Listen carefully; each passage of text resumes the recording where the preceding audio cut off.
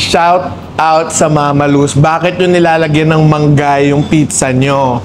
Hi, Money Bells! Dito ngayon tayo sa Mama Luz sa May Vermosa. Dito lang sa May Daang Hari para mag-rate ng mga pizza nila.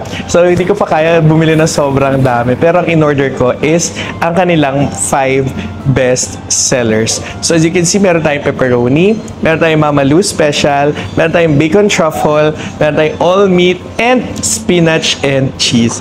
Oh my God. Natakam ako. Uy. Thin crust siya. Ang harap. Then is sa kanilang all meat. Sulit na sulit. Spinach nila. Visually, it's very appealing. Gusto ko ng mama ko to. Sana mama ko na si Mama Lu.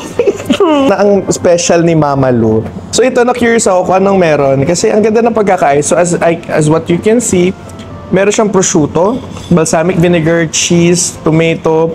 I think this is arugula. Tignan natin. Oh